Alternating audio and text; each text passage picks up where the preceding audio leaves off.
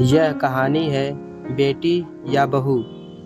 अपने मोहल्ले में कलावती जी को सब बहुत पसंद करते थे।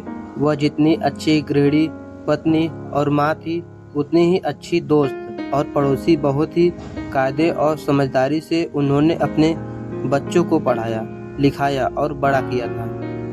कलावती जी ने पहले अपनी बेटी सपना की शादी मुंबई के अच्छे खाते पीते परिवार के इंजीनियर लड़के आलोक से की। सपना की शादी की 1 साल बाद ही कलावती जी ने अपने बेटे प्रियांशु की शादी उसी शहर के डॉक्टर परिवार की अच्छी पढ़ी लिखी बेटी कोमल से की। सपना बड़े प्रोफेसर थी और पूजा एक फैशन डिजाइनर। दोनों बहुत ही कायदे से अपने करियर और घर दोनों का ध्यान रखती थी। अपने काम के सिलसिले में अमित गुजरात में रहता था और आलोक भी अपने काम के चलते दूसरे शहर में रहता था। कलावती जी जब दोनों बच्चों के घर रहने जाती थी, सपना के जब बेटा हुआ तब कलावती जी ने उसका पूरा ध्यान रखी और अमित ने भी अपना काम घर से करना शुरू कर दिया था।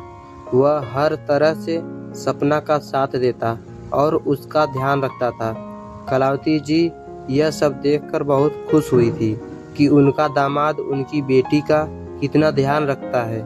कुछ महीनों बाद पूजा ने भी एक बेटी को जन्म दिया। कलावती जी ने जिस तरीके से सपना का ध्यान किया था, वैसे ही पूजा का भी पूरा ध्यान रखती थी। लेकिन बेटे के घर बेटी के घर के मुकाबले एक बहुत बड़ा फर्क करती थी। प्रियांशु जब किसी तरह अपनी पत्नी का ध्यान करता था या उसके लिए कुछ बनाने की और करने की कोशिश करता, तो कलावती जी उसी वक्त टोक देती। अरे तू रसोई में क्या कर रहा है? बच्चे के कपड़े क्यों बदल रहा है?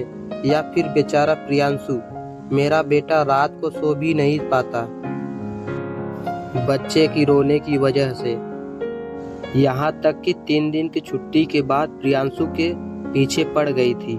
तेरा घर में क्या काम, मैं संभाल लेती हूँ ना, काम वाली भी तो है ना मदद के लिए। सपना के घर में जबकि अपने भाई से ज़्यादा पैसा और नौकर चाकर के थे। मैं अच्छी तरह समझता हूँ बेटा, और तुम भी समझती हो कि कलावती जी बुरी नहीं है। पता नहीं दामाद और बेटे के फर्जों में क्यों फर्क करती है। भरोसा रखो, सब ठीक हो जाएगा। कोमल बहुत समझदार थी, इसलिए उसने अपने ससुर की बात की हमेशा इज्जत रखी। एक बार कलावती जी और कमलेश सपना के घर से लौटे तो कलावती जी बहुत खुश थी। देखो दामाद जी कितने अच्छे हैं, सुबह से सपना का कितना हाथ बटाते हैं, काम में और मुन्ने का भी ध्यान रखते हैं। हमारी सपना आराम से अपना काम कर पाती है। कमलेश जी जवाब देते हैं, यह खुशी तुम्हें प्रियांशु और कोमल के लिए क्यों नहीं होती? उल्टा तुम प्रियांशु को टोकती रहती हो कि वह घर के काम में क्यों मदद करता है। पति पत्नी एक दूसरे का साथ दे, यह बात तो होनी चाहिए। या फिर दामाद बेटी का साथ दे लेकिन बेटा बहू का साथ ना दे। लेकिन जब दामाद जी हमारे लिए खाना तक बनाते हैं तो तुम्हें बड़ी खुशी होती है। यह फर्क क्यों? कलावती जी कुछ बोली नहीं।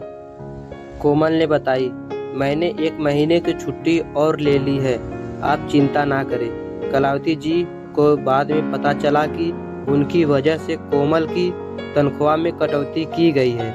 वह बहुत शर्मिंदा हुई।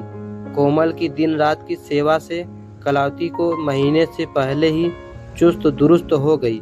उन्होंने एक दिन कोमल, प्रियांशु और कमलेश जी को हाल में बुलाई। आप सबने मेरा बहुत ध्यान रखा, लेकिन सबसे ज़्यादा कोमल ने कोई कसर नहीं छोड़ी।